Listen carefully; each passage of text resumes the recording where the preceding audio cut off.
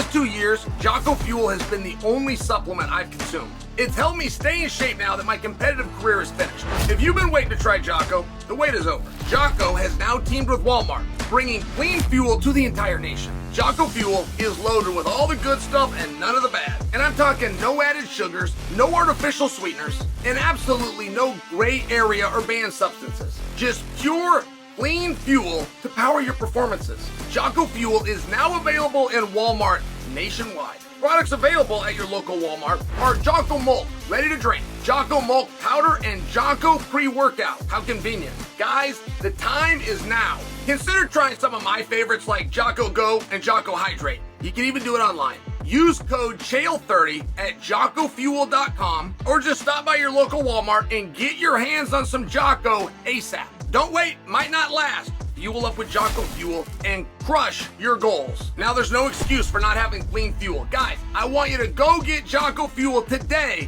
at Walmart. Merab. I mean, what do you want to do with him? First off, did he win that fight? And that's very debatable, but it's meant to be debated in the spirit of what a fun and wonderful fight that was. To watch Merab losing every aspect.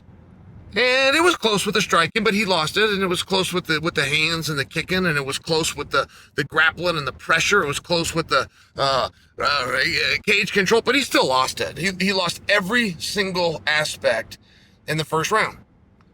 In the second round, he lost every aspect, and it looked like maybe he'd given up on himself.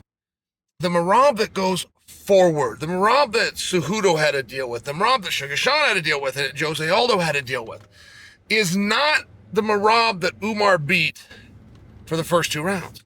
And then all of a sudden in round 3, Merab starts to get his confidence, right? And he's got a conditioning that can't be explained and it cannot be taught.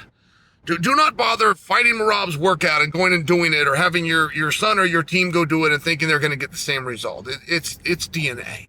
Some guys are born and there's something special, right? Whether it's a red blood count or they've got quite literally a larger lung, like was rumored with Lance Armstrong. And I'm just sharing with you, that is Merab's superpower. And he started to find that in round 3.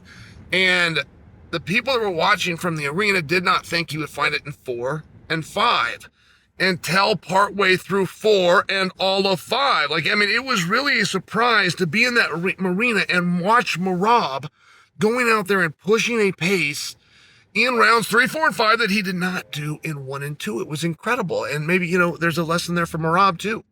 Merab does an interview afterwards and he's talking about believe in yourself. I don't know how much Merab did believe in himself when he walked out there. I don't know about that. He appeared to have left his game plan. He really did. And then he found it about 11 minutes in. It's a very interesting fight to watch. But now that it's done, now that Merab is knocking off the guys and becoming a guy, this is the most dominant 135 pounder ever, right? And it's not just this is his first title defense. He won 10 in a row before he ever got that title opportunity. Go back and look at the scoreboards. He's going through everybody. Is it crazy if I tell you a Merab fight that I want to see is Ilia Topuria? I believe at 135 pounds, we are left with a rematch. And it's, what rematch do you want to see more? What one can you get the promotion behind and where the dates are going to work out? Is it going to be O'Malley versus Merab? And do you believe you'll get a different outcome? There's no point in doing a rematch if you don't believe that. Or is it going to be Umar and Merab? And do you believe you're going to get a different outcome? And there's no point in doing a rematch unless you believe that. And if that happens, you then go into a trilogy fight. Things just get weird. You can really hold up a division if you start doing the right and or wrong rematches. So I just want to ask you for fun. It's not going to be Merab gets to leave the division, but I want to ask you for fun. Do you like the idea of Merab taking on Ilia Topuria? Because Ilia is very into the idea of leaving his division. And even though that would be within his division, Ilia liked that Max came to it as the 55-pound BMF champion. Ilia is the first one to call out Islam tonight. Ilia wants to do something that doesn't involve the usual suspects. And I'm not suggesting something silly that you're going to get it, guys. But Merab wants something. Ilia wants to leave the division and take on Islam. Islam wants to go up to 170, which has nothing to do with the competitors. He just doesn't want to beat the scale anymore, and I understand that. So if I was to give you two options and you did have a magic wand, would you rather see Merab versus Ilya or Ilya versus Islam?